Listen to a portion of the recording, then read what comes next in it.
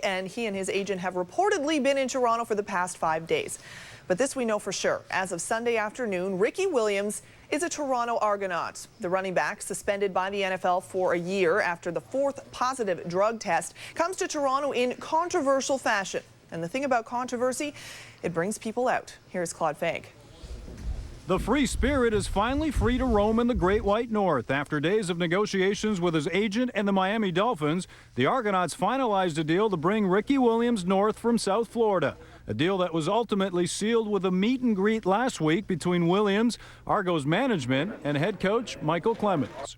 It hasn't been too often the past couple months that I've heard a lot of kind words about me and my situation, so it's nice. I mean, ever since I first arrived to Toronto, I've been surrounded by nothing but positivity. You know, the more we got to know Ricky, the more incentivized and the more desire we had to get this thing done, because as you probably heard earlier, the quality of the individual now is beyond our expectations. The thing that caught me most was when he intimated that his desire was to serve people.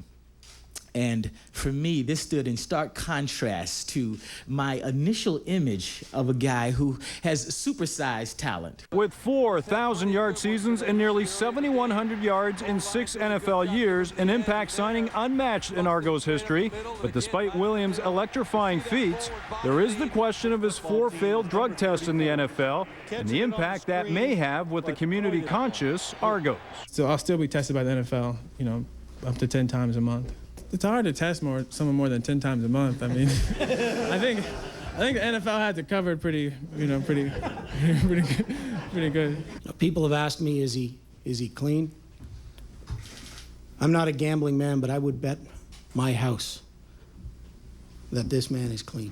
Williams concedes he knew little about the CFL, but was intrigued to explore this opportunity, even if his coach Nick Saban wasn't. He voiced his opinion that, you know, he doesn't necessarily condone what I'm doing, but he's not gonna get in the way of this happening. Yeah, I mean, everyone wants to see, everyone watched him on TV, and everyone's seen him at the University of Texas.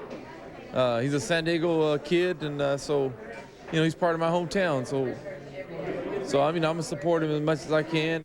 And as for shedding his familiar number 34 for 27, Williams admits it's something he tried a year ago upon his return to the Dolphins from suspension as a sign of turning the page in his life, only to be refused by NFL regulations which prohibit players from changing numbers on the same team. Williams and his new number will join his new mates officially for his first CFL practice on Monday. Claude Fag, TSN, Toronto. Thank you, Claude. And speaking of numbers, here's a look at Williams' numbers. 51 touchdowns, 4 1,000-yard rushing seasons, and in 2002 he had a career high 1,853 rushing yards and 16 touchdowns. The Argos certainly hoping he will continue in that vein.